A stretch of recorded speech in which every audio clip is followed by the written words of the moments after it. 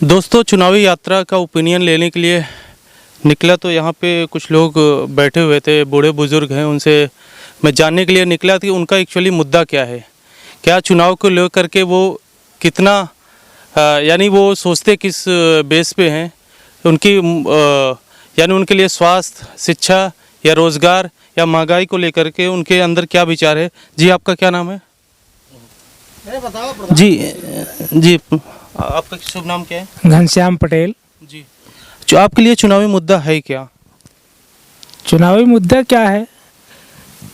हम लोग तो जो है भाई, जैसे भाजपा सरकार में जो सब कुछ अच्छा हो रहा है जी, लेकिन जो है जैसे शिक्षा और रोजगार, जैसे योगी सरकार कह रही है कि हमने जो है 12 लाख लोगों को रोजगार देंगे, लेकिन इधर आप देख लीजिए कि 14 लाख लोगों का रोजगार छिन गया। अगर रोजगार छिन गया तो इसमें सब ठीक कहाँ से है? कुछ तो कमियां हैं। कमी तो इसलिए कह रहा हूँ कि मतलब जब मोदी सरकार तो ठीक है, लेकिन कमियाँ तो इसीलिए मैं बता रहा हूँ। जी, हाँ, तो आपके लिए महंगाई कितना मायने रखती है? महंगाई तो चाहे भाजपा सरकार रहेगी, चाहे सपा सरकार रहे, चाहे बसपा सरकार रहे, चाहे जो भी सरकारें रहेंगी, महंगाई तो आना ही आना है, कोई रोक नहीं पाएगा महंगाई। क्यों, आपको ऐसा क्यों लगता है? महंगाई जब समय जो है परिवर्तनशील है, मतलब इसलिए हर चीज़ महंगा होना। जैसे तेल है, वो भाई विदेश से आता है, अंतर्राष्ट्रीय इसकी सप्लाई है, इसलिए तेल महंगा होगा। तो आपको पता है जहाँ से आता है, मान लीजिए जिस भी कंट्री से, वो डॉलर में आता है, तो एक बैरल का जो प्राइस पहले था 126 जो था, अभी समथिंग उससे कम ही है। तो आपको कैसे पता चलता है उससे ज़्यादा हो चुका है? आप किससे जानते हैं? ये न्यूज़ पे देखते हैं या किसी और माध्यम से आप जानते हैं? अरे न्यूज़ और पेपर से देखते हैं, पढ़ते हैं, इससे जानकारी होती है।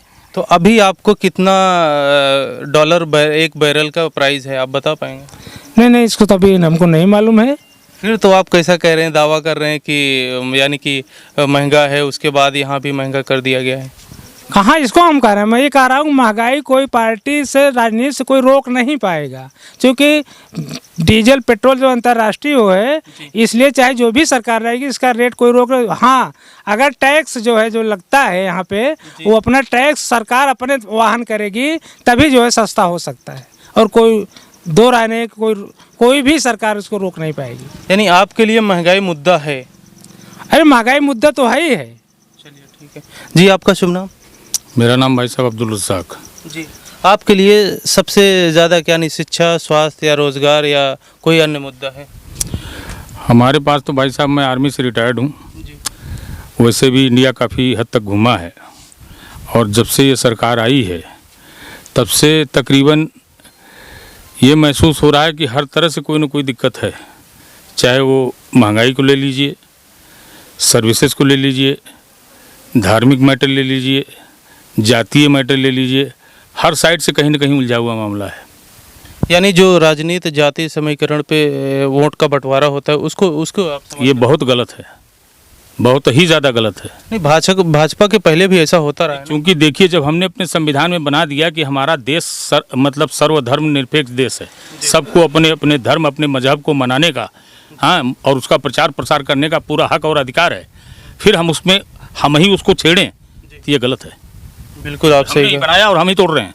जी। हाँ, यानी आपके लिए जाति समीकरण, जो वोट का बंटवारा होता है, आपस में जो समाज में एक फूट पैदा किया जाता है, वो पैदा किया जा रहा है। हम अपना, आपके लिए यही सबसे बड़ा मुद्दा है? सबसे बड़ा मुद्दा है। मैं एहसास कर रहा हूँ कि आज से करीब 20 साल पहले जो आपसी गांव की सद्भावना था, जो मेल मोहब्बत थी, वो आज बच्चों में इतना जहर भर दिया जा रहा है, नए बच्चों में, कि ये कल को आने वाला फ्यूचर बहुत खतरनाक होगा। जिस समय हमारे देश में गृह युद्ध एकदम विकराल रूप ले लेगा, ये इनसे संभाला नहीं संभलेगा।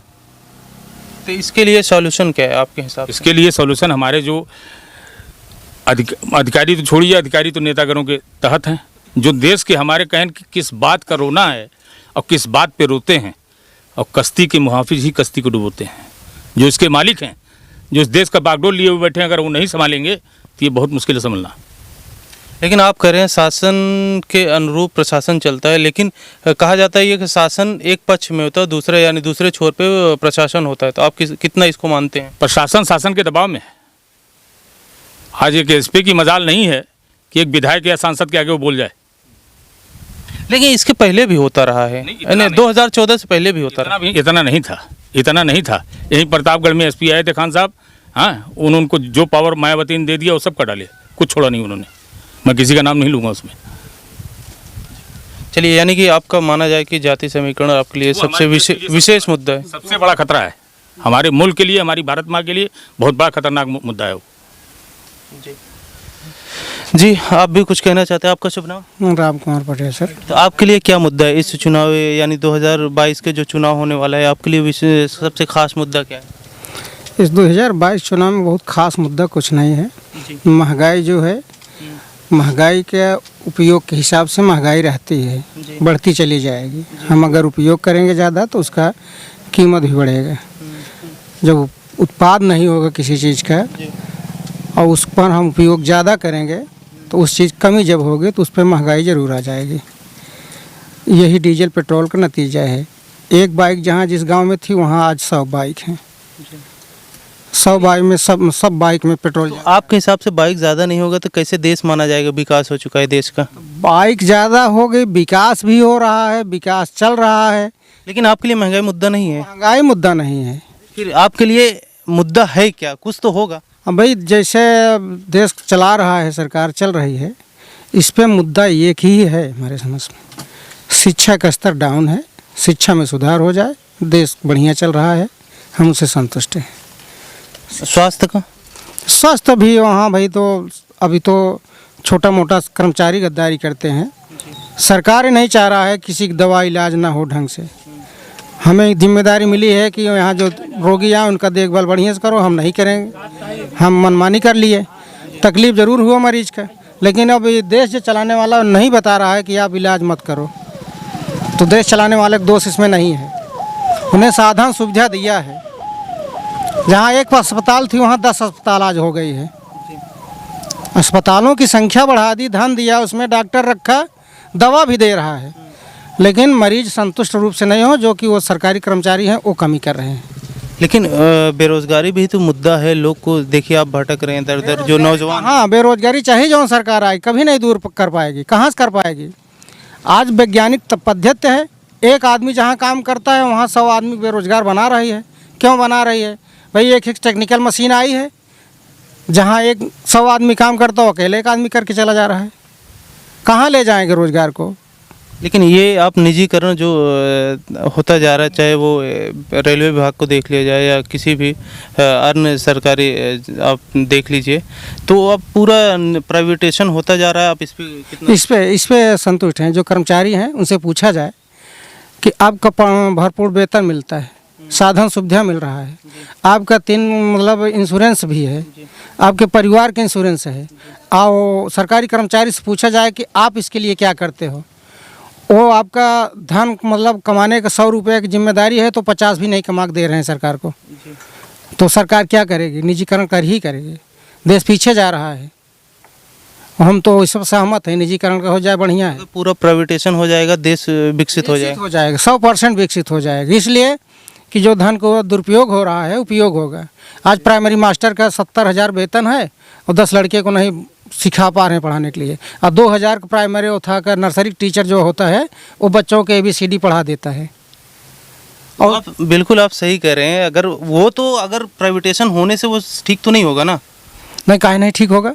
अरे वो तो अमीर तो और अमीर बनता जाएगा, गरीब तो और गरीब होता जाएगा। कैसे गरीब हो? गरीब तो नौकरी पा रहा है, अमीर हो गया बैठ खाना चाहता है। जो काम 30,000 रुपये में हो रहा है वो 10,000 में करवाएगी प्राइवेट कंपनी। वो तो जो अमीर आदमी है वो तो पैसा लगा करके और अमीर हो जाएगा। हाँ, तो पैसा लगा कर अमीर होगा, लेकिन जो गद्दार हैं वो सुधर जाएंगे, देश सुधर जाएगा। अमीर आपको मतलब जितने भी सरकारी कर्मचारी हैं सारे गद्दार हैं? हाँ, बिल्कुल गद्दार हैं। 10% होगा कहीं ईमानदार होंगे और बाकी 90% बेईमान हैं। चलिए, आपके राय ठीक है जी। चाचा जी, आपका क्या नाम? जी, मेरा नाम है बघेलो राम जी। आपका खास इस चुनाव में 2022 के चुनाव में खास मुद्दा क्या है? अब चुनाव में चाहे ये 22 का हो, चाहे जब से हो रहा है तब से हो, चाहे आगे का आने वाला हो, मुद्दा हमारे सामने ये कही है कि लोग सच्चाई से भटक रहे हैं। गलत जैसे जी, सच्चाई क्या है ये न शिक्षा विभाग में है, न व्यापार विभाग में है जी, न तो नौकरी विभाग में है। किसी विभाग में सच्चाई है ही नहीं। सच्चाई से भटक कर लोग एक दूसरे के शोषण में लगे हुए हैं। जी ज़्यादातर हमारे देश में आज का किसान शोषित हो रहा है। जी किसान को शोषण करने वाला शासक, प्रशासक और व्यापारी, ये सब किसानों का ही शोषण कर रहे हैं। किसानों का शोषण करके ही ये सब माला माल हो रहे हैं। चलिए, आपने किसान का मुद्दा उठाया तो मैं एक सवाल करता हूँ आपसे, जो दिल्ली में आंदोलन कर रहे हैं क्या वो किसान हैं कि नहीं है?